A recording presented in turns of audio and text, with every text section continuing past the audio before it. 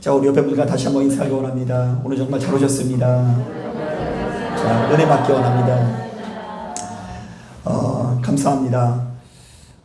제가 이제 5월 5일 날 저희 어머님 댁에 미리 찾아뵈었는데요.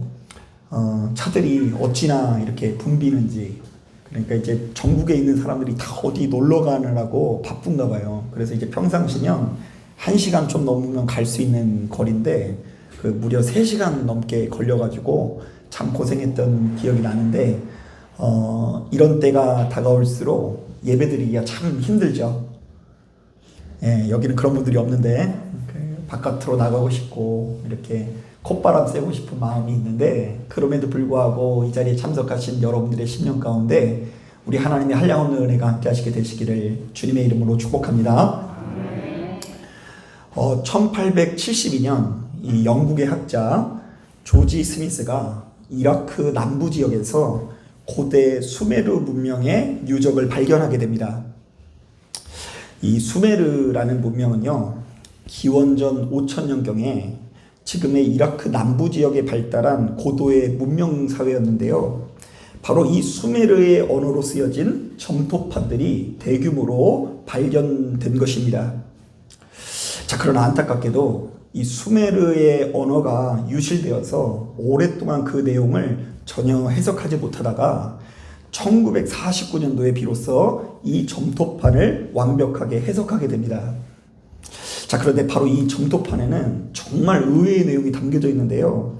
한 아버지와 아들의 아주 일상적인 대화가 담겨 있었어요. 제가 그 내용을 옮겨왔는데요. 한번 읽어볼게요. 아버지가 먼저 묻습니다. 어디에 갔다 왔느냐? 자, 그러니까 아들이 답합니다. 아무데도 안 갔다 왔습니다. 자, 그리고 또 아버지가 얘기해요. 도대체 왜 학교를 안 가고 빈둥거리고 있느냐? 제발 철 좀 들어라. 왜 그렇게 버릇이 없느냐? 선생님에게 인사 좀 잘하고 다녀라. 왜 수업이 끝나면 집으로 돌아오지 않느냐? 도대체 왜 공부를 하지 않는 것이냐? 요즘 애들은 버릇이 없다. 자, 많은 사람들이 바로 이 내용을 읽으면서 깜짝 놀랐는데요. 왜냐하면 기원전 5000년 전이나 지금이나 사람 사는 것이 별로 차이가 있어요, 없어요? 네, 없어요. 기원전 5000년 전에, 지금으로부터 막 약 7000년 전에 이 부모가 자녀를 볼 때 얘네들이 공부를 너무 안 하고 빈둥거리는 것처럼 보이는 것입니다. 그러면서 한다는 얘기가 요즘 애들은 뭐가 없다고요? 버릇이 없다라는 이야기를 그때나 지금이나 동일하게 하고 있는 거예요. 사실 무수히 많은 사람들이 시간이 흘러도 이 사람의 본성은 좀처럼 달라지지 않고 그대로라고 주장을 하는데요. 특히 중국의 사상가 순자의 경우 인간의 본성은 시대를 막론하고 항상 악하기 때문에, 자, 우리는 죽을 때까지 공부하고 스스로 가지고 있는 본성을 거스르기 위해서 노력해야 된다라고 주장합니다. 자, 그러면서도 사람이라는 존재를 어떻게 정의하고 있냐면요. 사람의 본성은 굶주리면 배부리 먹고 싶고, 추우면 따뜻하게 하고 싶고, 피곤하면 쉬고 싶어 한다. 사람은 다투고 빼앗는다. 남을 해친다. 음탕하고 혼란스러운 것이 생겨난다고 하면서 사람의 본성이 쉽게 변하지 않는 악한 본성을 가지고 있다는 것을 지적했습니다. 자, 그런데 오늘 우리가 읽은 본문을 보니 이와 비슷한 내용이 담겨 있는데요. 자, 사람의 본성은 항상 악하기 때문에 시간이 흐를수록 진보하기보다는 크게 타락한다라는 내용이 담겨 있죠. 사실 우리가 지난 시간 여호수아서를 묵상할 때만 해도요, 굉장히 희망적인 내용들이 연거푸 나오지 않았습니까? 자, 그토록 연약했던 이스라엘 백성들이 여호수아를 중심으로 똘똘 뭉치게 됩니다. 자, 그리고 전능하신 하나님을 의지해서 담대한 마음을 가지고 적진을 향해 나아갑니다.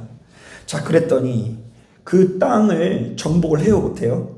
예, 정복을 하고요, 가나안 백성들로부터 승리를 하게 됩니다. 자, 그러니까 늘상 떠돌이 나그네 생활을 했던 이스라엘 백성들에게도 드디어 땅이 생기게 된 것입니다. 자, 그렇다면 이들은 보다 좋은 환경에서 훨씬 더 성숙한 모습으로 주님을 섬기게 될 것 같지 않습니까? 자, 자신들의 조상들이 애굽에서 종노릇 했다가 탈출한 이야기, 하나님의 은혜로 탈출한 이야기를 안락한 환경에서 나누면 참 좋을 것 같아요. 자, 광야에서 연단받은 이야기, 땅을 얻은 이야기를 하면서 이제부터는 우리 모두가 하나님께만 충성하자고 작정을 하면 참 덕이 되고 행복할 것 같습니다. 자, 그런데 본문을 보니까 전혀 다른 내용이 전개되고 있는데요. 자, 말씀을 보니까 어떤 내용이 담겨져 있습니까? 자, 크게 세 단계에 걸쳐서 이스라엘 백성들의 상태를 진단하고 있는데요. 자, 먼저 2장 7절 말씀 같이 한번 읽어보도록 하겠습니다. 2장 7절 시작.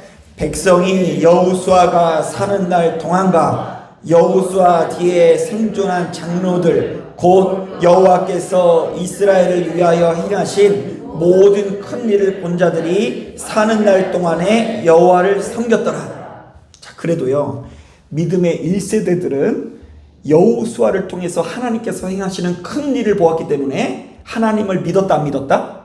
네, 믿었다. 자, 믿음의 1세대는 하나님을 믿었다고 기록되어 있어요.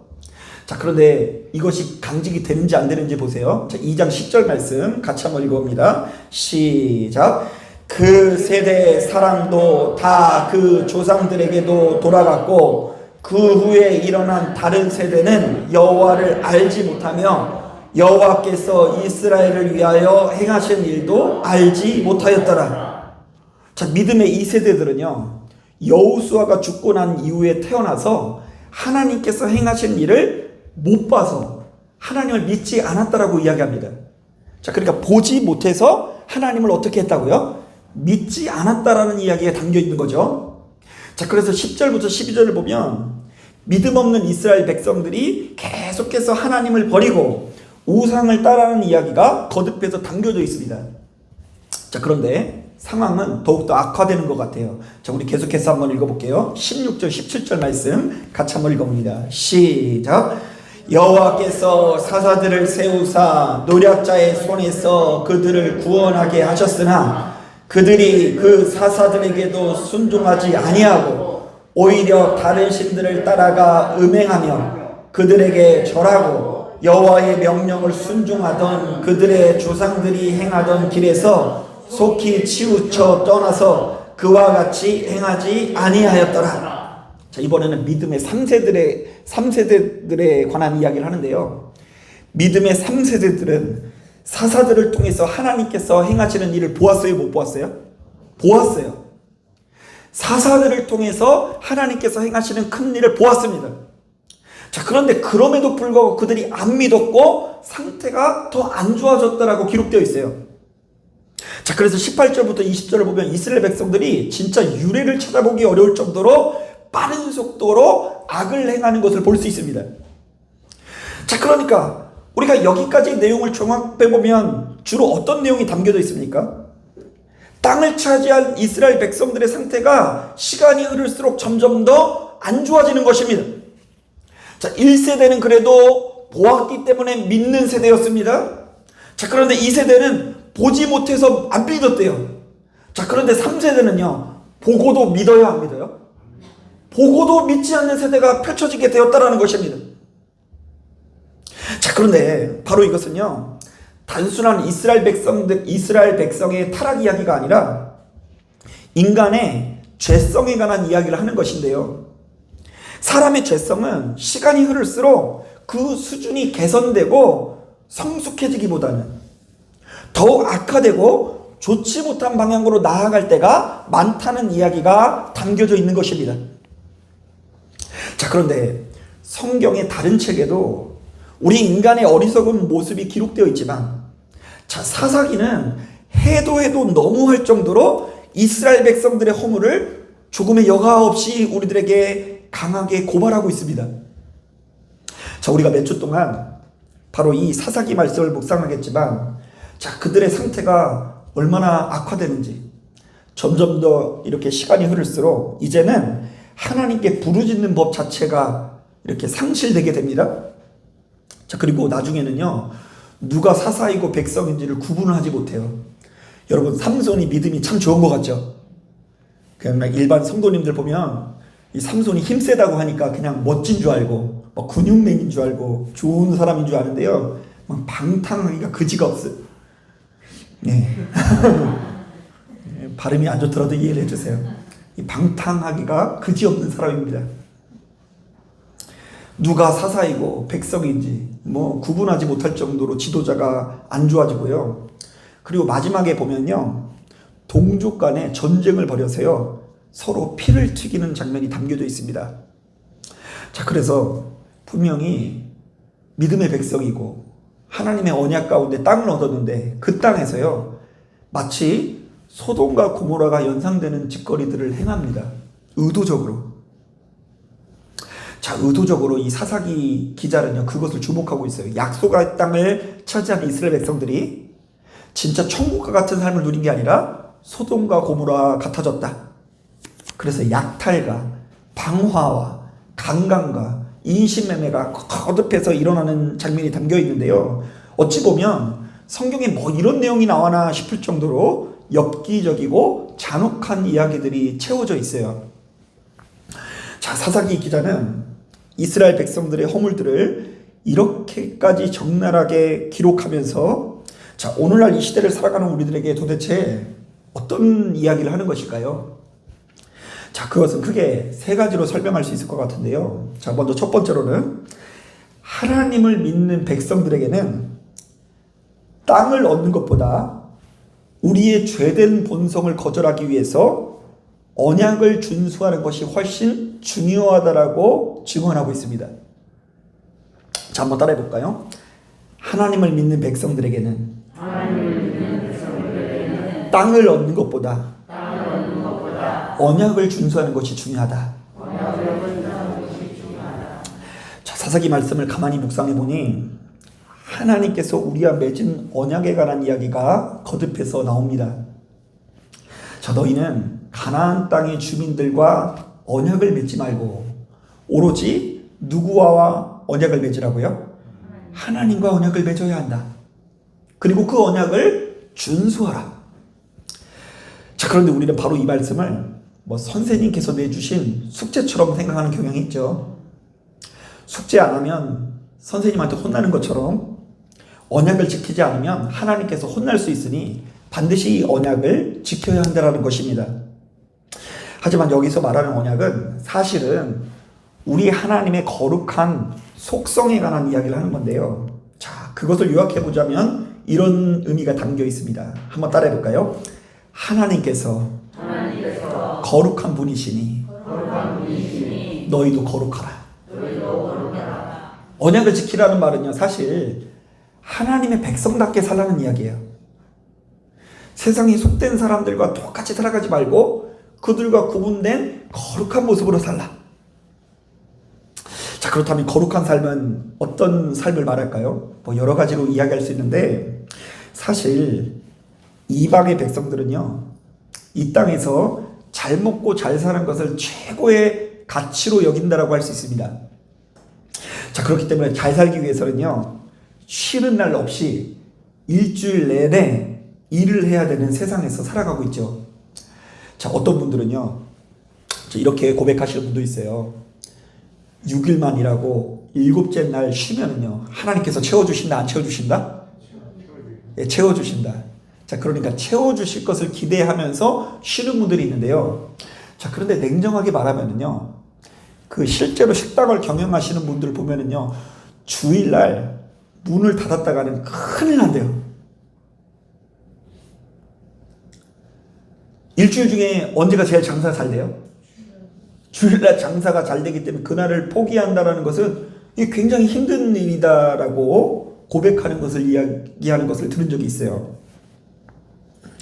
자, 그런데 우리가 7째 날을 쉬는 이유는 뭐냐면요. 자, 계속해서 그 말씀을 묵상해 보았더니 하나님께서는 당신의 백성들이 지금 당장 조금 못 살더라도 일주일에 하루 정도는 쉴 수 있어야 된다라고 말하는 거예요. 그게 거룩인 거예요. 인간다운 삶인 거예요.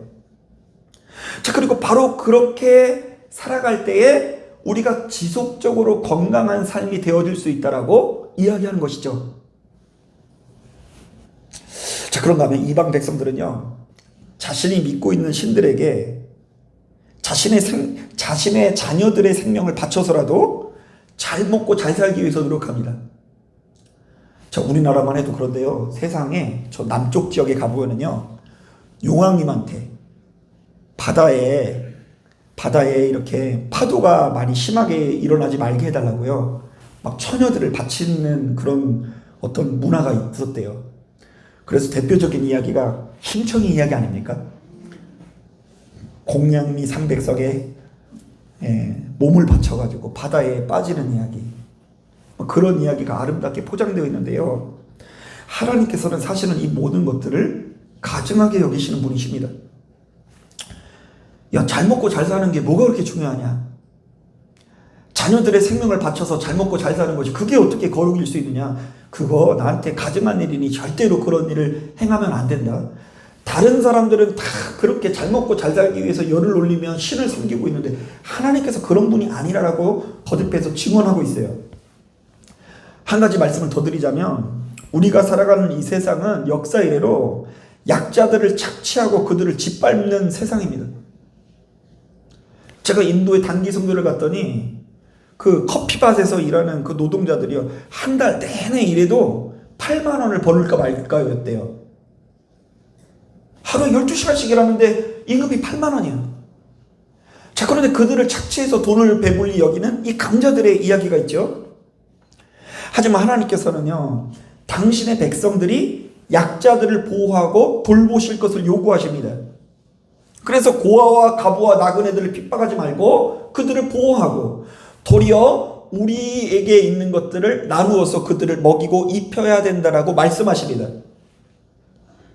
자, 그런데 이 모든 율법과 언약에 담겨져 있는 정신 자체가 사실은 우리의 죄성에 대한 도전이라고 할 수 있습니다. 사랑하는 아들과 딸아, 내가 거룩하니 너희도 역시 어떻게 하라? 거룩하라. 세상에 악하고 속된 사람들을 따르지 말고 거룩하신 하나님의 뜻 안에 거하라. 여러분, 이스라엘 백성들은 오매불망 가나안 땅에 들어가는 순간만을 기대했습니다. 그 땅에 들어가기만 하면 자신의 삶의 수준이 더욱더 높아질 거라고 여겼습니다. 그곳에는 더 이상 떠돌아다니지 않을 수 있을 뿐더러 땅이 가져다주는 풍요로움을 온전히 누릴 수 있을 거라고 여겼습니다. 하지만 그렇게 좋은 땅에 들어간다고 해서 그들이 더 나은 삶을 사는 것은 결단코 아니었습니다. 광야에 있을 때보다 그들의 살림살이가 좋아지긴 하였으나 자신들보다 훨씬 더 잘 사는 이방 민족들이 보였고 자신들보다 훨씬 더 강대한 민족들을 부러워하면서 그들의 신을 따라가게 된 것입니다. 그리고는 가나안 땅에 살고 있는 원주민들의 가증하고 속된 풍습들을 따르다가 마침내 모두가 함께 망하는 길로 나아가는 장면들이 거듭해서 기록되어 있어요. 그러므로 이 사사기의 기자는 오늘날 이 시대를 살아가는 우리들에게 말합니다. 하나님을 믿는 백성들에게는 땅을 얻는 것보다 우리의 죄된 본성을 거절하는 것이 중요하다. 탐욕을 거절하고 비우라.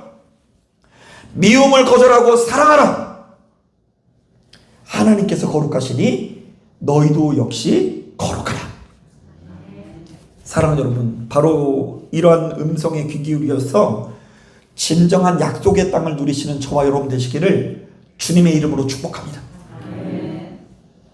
자, 그런가 하면 두 번째로 이 사사기의 기자는요, 하나님을 믿는 백성들은 약속의 땅에 들어간 이후에도 매 순간이 하나님의 시험의 순간일 수 있다는 것을 기억하라고 권면합니다. 자, 이게 도대체 무슨 말일까요? 자, 우리 다 같이 22절 말씀 같이 한번 읽어볼게요. 2장 22절 시작. 이는 이스라엘이 그들의 조상들이 지킨 것 같이 나 여호와의 도를 지켜 행하나 아니하나 그들을 시험하려 함이라 하시니라. 자, 이와 비슷한 얘기가 3장 1절에도 담겨져 있죠. 여호와께서 가나안의 모든 정쟁들을 알지 못한 이스라엘을 무엇하려 하신다고요? 시험하려 하신다. 자, 그러니까 하나님께서는 이스라엘 백성들에게 너희에게 주어진 하루하루가 사실은 하나님께서 우리를 시험하는 시간이라고 하는데요. 자, 바로 이것은요, 우리가 시험을 어떻게 준비하느냐에 따라서, 어떻게 치르느냐에 따라서 하나님께서 주시는 상을 받을 수 있고 하나님께서 주시는 벌을 받을 수 있다라는 이야기입니다. 이것을 어떻게 설명해야 될까? 제가 자주 인용하는 말씀 중에 신명기 11장을 보면 이런 말씀이 있습니다.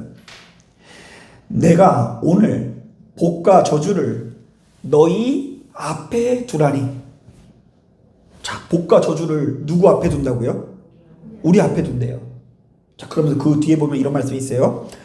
너희가 만일 내가 오늘 너희에게 명하는 너희의 하나님 여호와의 명령을 들으면 복이 될 것이요, 너희가 만일 내가 오늘 너희에게 명령하는 도에서 돌이켜 떠나 너희의 하나님 여호와의 명령을 듣지 아니하고 본래 알지 못하던 다른 신들을 따르면 저주를 받으리라.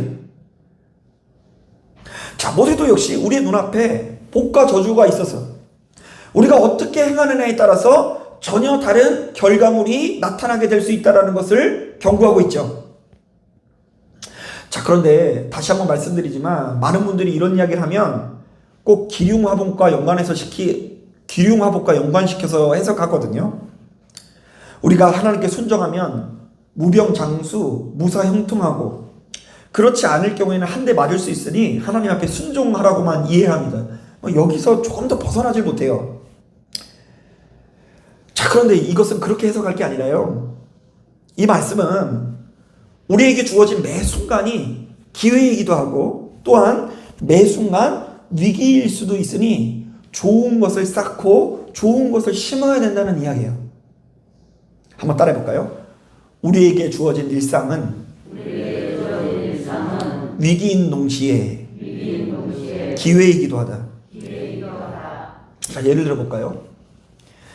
우리가 이 창세기 41장을 보면 요셉 이야기가 나오는데요. 하나님께서 요셉을 통해 경고한 대로 애굽이 7년 동안 큰 풍년을 들었다가 7년 동안 흉년을 경험하게 됩니다. 자, 그런데 이때 하나님께서 무려 14년 전에 요셉을 통해서 일찍부터 애굽의 백성들에게 경고하신 이유가 뭔지 아세요? 7년의 풍년을 통해서 7년의 무엇을 준비하는 거예요? 흉년을 대비하고 준비하기 위해서 미리 계시해 주신 것입니다. 자, 그러니까 7년의 풍년은요, 큰 기회이기도 하고 또 무엇이기도 해요? 위기이기도 한 거예요. 그때를 하나님께서 명령하신 대로 잘 활용하면 복을 받을 것이고, 그렇지 않을 경우에는 큰 어려움에 빠지게 되는 것입니다. 자, 그런데 우리가 잘 아는 것처럼 애굽은 요셉을 통해서 그 7년의 시간을 기똥차게 잘 보내게 되죠. 막 곡식을 쟁여놓고 준비를 해가지고요. 그래서 이 7년의 흉년의 기간 동안에 천하 열방에 있는 땅을 다 흡수하고요. 그들의 재산을 흡수하게 되고요. 애굽이 굉장히 강대해지는 역사를 누리게 됩니다. 자, 마찬가지입니다. 하나님께서는 지금 약속의 땅에 들어간 이스라엘 백성들을 이 시험하신다라는 것은 그들이 약속의 땅에 들어간다고 해서 모든 숙제가 끝나는 것이 아니라는 이야기입니다. 이스라엘 백성들이 이제부터 어떻게 하느냐에 따라서 상을 받을 수도 있고 복을 받을 수도 있고 벌을 받을 수도 있다라는 이야기입니다. 자, 이른바 복과 저주가 어디에 있다고요? 너희 앞에 있으니 너희가 깨어있는 삶을 살아라는 이야기입니다. 사랑하는 여러분, 그렇기 때문에 맨날 하나님께서 좋은 땅 주실 것만 기대해서는 안 돼요. 여러분, 하나님께서 여러분들에게 정말로 좋은 떡고물을 내려주셨으면 좋겠죠. 그렇다고 해주시면 안 돼요. 다 안 받고 싶으신 것처럼.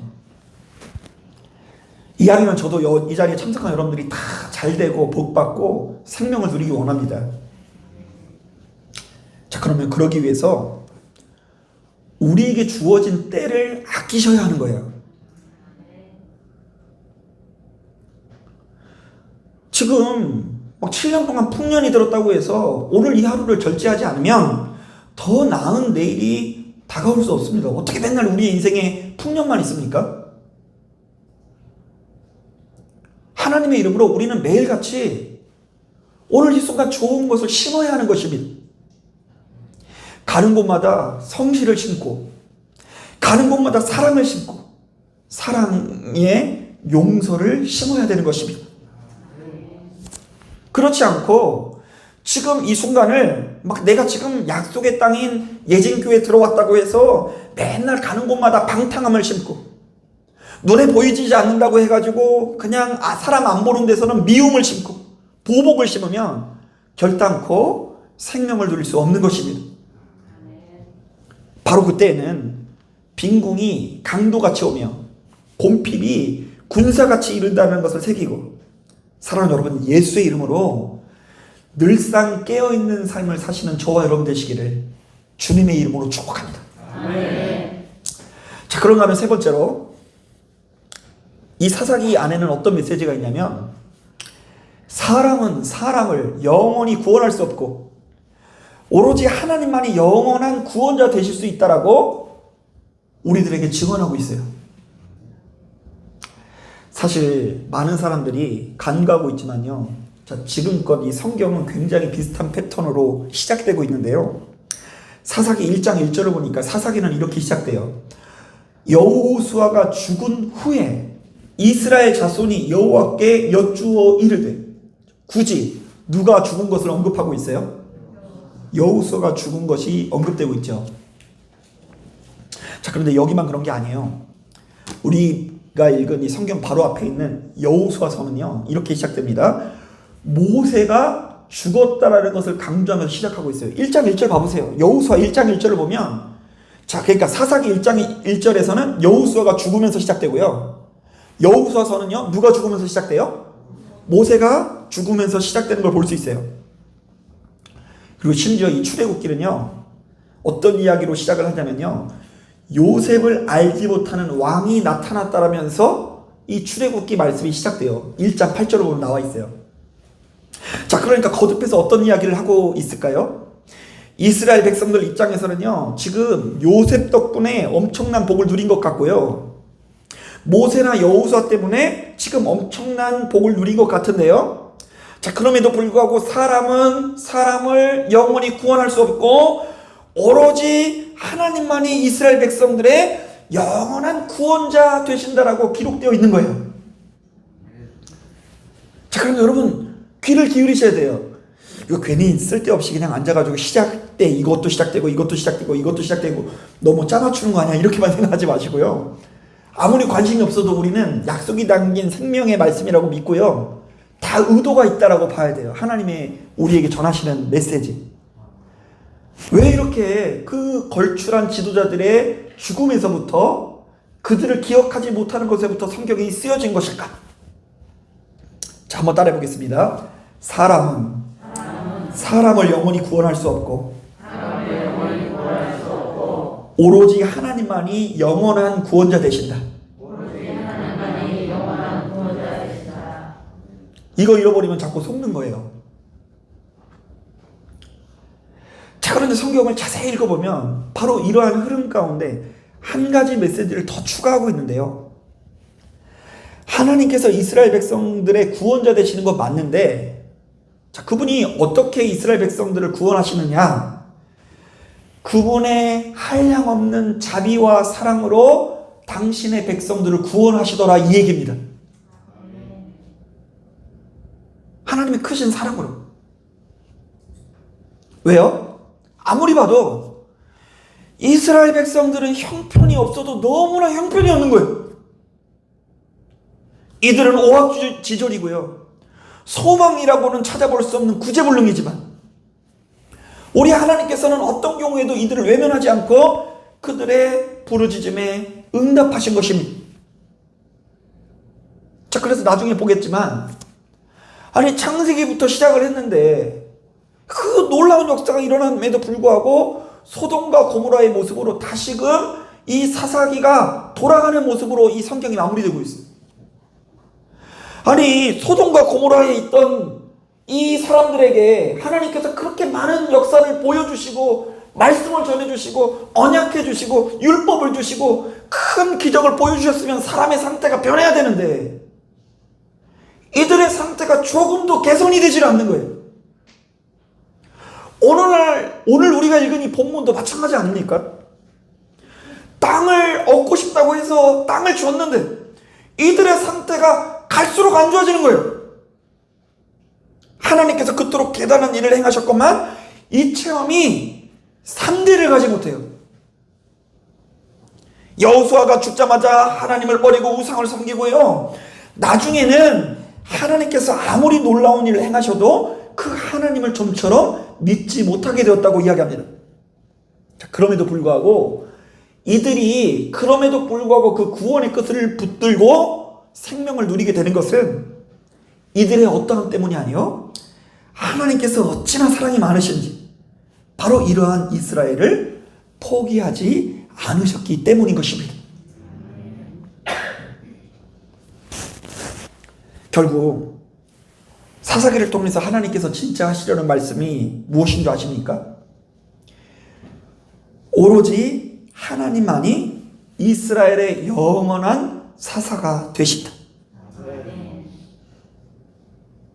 이 사사라는 말은 재판관이라는 뜻인데요, 부족시대에 이스라엘 민족을 통치하던 지도자 내지는 군사 리더를 의미합니다. 자, 그렇다 보니 우리들은 사사기에 나오는 12명의 사사에게만 초점을 두고 이들의 대단한 점을 배워보려고 막 애를 쓰지 않습니까? 막 보다 보면 놀라운 이야기가 나와요. 막 기드온이 300명으로 미디안의 대군을 물리쳤다고 얘기하니까 막 대단하죠. 우리도 막 300명으로 막 수십만의 군대를 막 무찌르는 이야기를 볼 때 막 흥미가 끌리고요. 삼손이 나귀 턱뼈를 가지고 블레셋 사람 몇 명을 죽였어요? 1000명을 죽일 이야기를 보면 와, 막 대단하다, 우리도 이거 배워보자, 막 이렇게 이야기합니다. 자, 그런데 그 면면을 보면 기드온이든 삼손이든 별거 아니에요. 형편없어요. 도리어 그들은 이스라엘 백성들의 영원한 구원자가 될 수 없습니다. 그래서 어떤 한두 가지 위기에서 그들을 건져내기도 하지만 도리어 그들로 인해서 이스라엘 백성들이 망하는 곳으로 나아가게 됩니다. 그러니까 사사기의 진정한 주인공은 언제나 누구예요? 우리 하나님이신 것이니, 오로지 하나님께서 이렇게 형편없는 이스라엘 백성들을 오래 참고 인내해 주셨기 때문에 그들이 생명을 누리고 구원받을 수 있었다는 것이죠. 자, 그러므로 오늘날 이 시대를 살아가는 우리들도 어떻게 해야 된다? 눈앞에 보이는 사람에게 충성하지 말고 오로지 전능하신 하나님을 경외하는 인생을 살라는 이야기입니다. 여러분, 집에 가면은요, 집에 가면 하나님이 보여요, 안 보여요? 안 보여요. 그래도 교회 나오면 좀 보이는 것 같지 않나요? 그 앞에 뭐가 걸려 있어요? 십자가가 걸려 있고, 뭔가 교회 들어오면 뭐 조용한 음악도 틀어주면서 기도하라는 신호를 보내니까 교회 와서는 기도를 합니다. 그렇게 앞에 올라가가지고 막 목사님이 설교를 하니까 그거 막 들어오려고. 그래도 뭐 믿음은 뭐에서부터 생긴다고요? 들음에서부터 생긴다니 막 들어보려고 애를 씁니다. 자, 그런데 자꾸만 우리는 눈에 보여지는 것에 의지해서 신앙생활 하지만 실제로 우리를 구원하는 것은 눈에 보이지 않는 하나님이다. 그러므로 너희는 역사의 주관자 되시는 하나님을 염두하고 그 하나님을 경외하는 삶을 살기 위해서 끝없이 노력해야 된다는 것이 오늘 본문에 담긴 메시지예요. 그래서 어떤 면에서는요, 하나님께서 이스라엘 백성들에게 진짜 주시고자 했던 이 약속의 땅이라는 것은 영토가 아니라 하나님의 언약인 거예요. 야, 내가 거룩하니 너희도 거룩해야 된다. 이거 지키면, 이거 간직하면 축복을 누리는 거고요. 이것을 놓치면 생명을 잃어버리게 되는 것입니다. 사랑하는 여러분, 바로 이러한 메시지에 귀를 기울여서 눈앞에 보이는 사람의 영광은 작게 여기고 우리의 구원자 되시는 하나님 앞에 충성하시는 저와 여러분 되시기를 주님의 이름으로 축복합니다. 아멘. 자, 자, 말씀을 정리합니다.